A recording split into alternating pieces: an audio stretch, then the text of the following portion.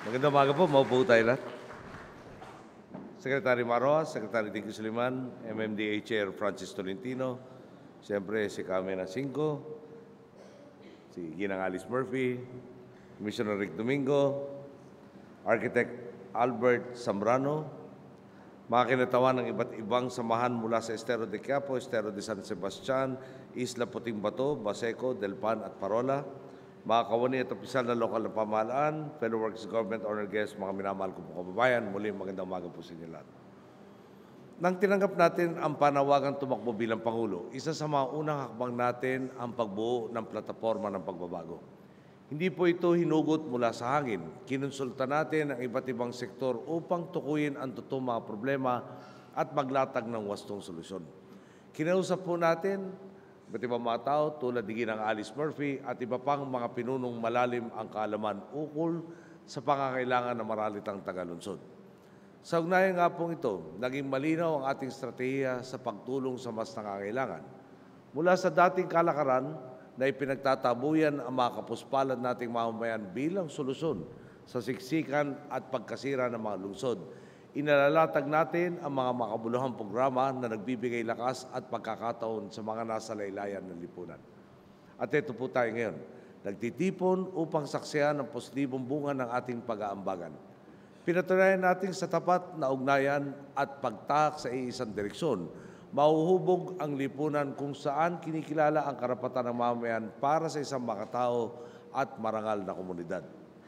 Kanina lang po, sinuri natin ang model unit ng ating proyektong pabahay dito sa Estero de San Miguel. Alam niyo, bago rin sa akin ang pangalang Micro Medium Rise Building. Pero gaano man kakomplikado ang pangalan, simple lang po ang ibig sabihin nito. Disenteng tahanan para sa inyo na bubuo sa masiglang pamayanan. Tinatapos na nga po natin ang siklo ng pambabaliwala sa inyong kapakanan. 167 informal settler families mula po dito sa Estero de San Miguel ang target nating mapagkalooban ng maayos na tahanan. Makakaasa kayong mapa on-site man o off-site ang relocation, pangungunahan ng gobyerno ang paglalatag ng sapat na oportunidad para sa inyong pamilya. Bukod sa abot kahit malayo sa peligro ang ating pabahay, sinisiguro nating matutugunan ang inyong pangunahing pangangailangan. Ang maganda nga, malapit po ito sa sakayan at tinatayang mas makakamura kayo sa gastusin sa tubig at kuryente dahil magkakaroon kayo ng sariling linya nito. Solusyon pong itong makabago ngunit nakatuntong pa rin sa taimtim na pagkilala sa inyong mga karapatan at pangangailangan. Naabot natin ang tagumpay na ito sa pagtutulungan, pag-uusap at pagtitiwala sa isa't isa. Mula sa maayos na ugnayan ng pambansa at lokal na pamahalaan hanggang sa masigasig na paglilingkod ng ating NGOs, mula sa pagbubukas palad ng pribadong sektor hanggang sa pakikilahok ninyong mga residente. Special mention po ang nagkakaisang mamamayan ng Legarda sa pamumuno ni Camena Cinco.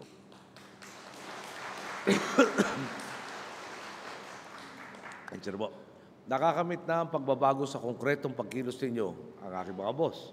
Nagpapasalamat din po tayo sa mga pinunong nasa lingkod ng pag-aarangkada ng proyektong ito. Kabilang na ang maraming kasapi ng ating gabinete, sina Secretary Dinky, Secretary Mar, Secretary Babe Singson ng DPWH, Secretary Ona ng DOH, Secretary Pahe ng DNR, at siyempre si Chairman Francis Tolentino ng MMDA at ang parating napapollow upan ko at nasa-sermon ng paminsan-minsan ang butihing Executive Secretary Jojo Ochoa pag pinapollow up natin mga proyektong tulad ito. Siyempre, hindi rin po natin makakaligtang pasalamatan ang lahat ng bubuo sa Urban Poor Associates.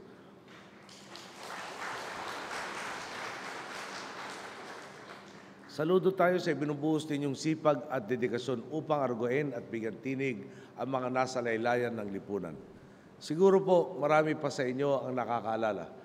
Dati itinuturing na tagumpay ang pagpapalayas ng mga informal settlers.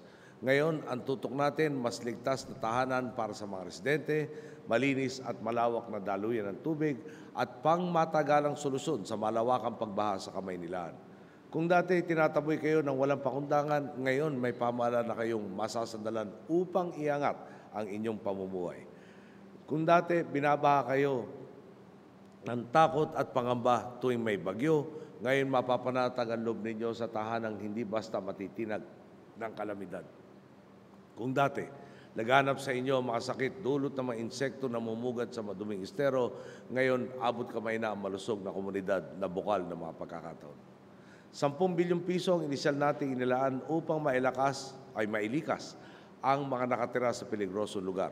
Sa ilalim ng programang Oplan Likas ng DILG, halos 3,400 na pamilya na ang matagumpay na nailikas tungo sa mas makaligtas na pamayanan.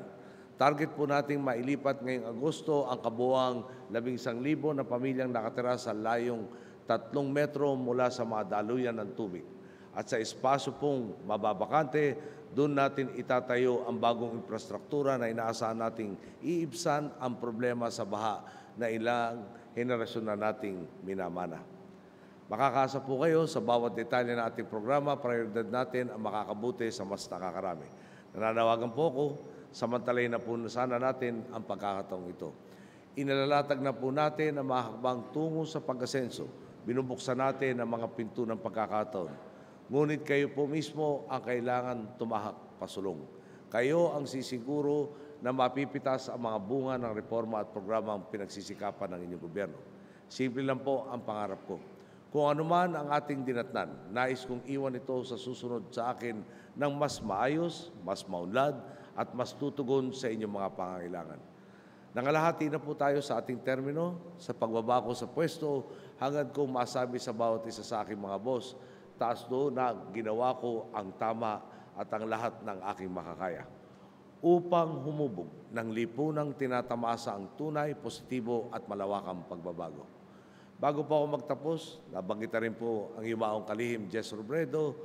Tanda-tanda ko po, si Carmena na nakita ko rin kanina, si Alice, nakakausap natin na ilang beses, hindi naman ho naging swabe yung proseso, di ba? May mga pagkakataon na nagkaroon ng konting alinlangan kung matutuloy pa ba ito o hindi. Umpisa natin kay Jess Robredo. So, nagkaroon ng vision. Siya rin ang nagpakita na nagawa nila sa Naga. No? At siya rin ang naglakas loob na nung panahon na puro problema ang inaani ng inyong pamahalaan, nagsabing, masusolusyonan natin to.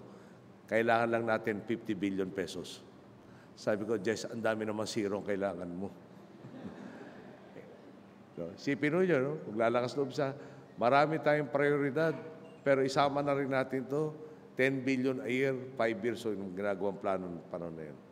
Siyempre, mula sa inspirasyon at magiging aktual, marami ho tayong dadaan ng proseso. Pati ho yata yung ilang lupa pa dito, no? Para doon sa ilang mga ililikas nating ISF, no? Informal Settler Families, ay nasa negosasyon pa ng pagbili. At yung po nagpapataas talaga ng presyo.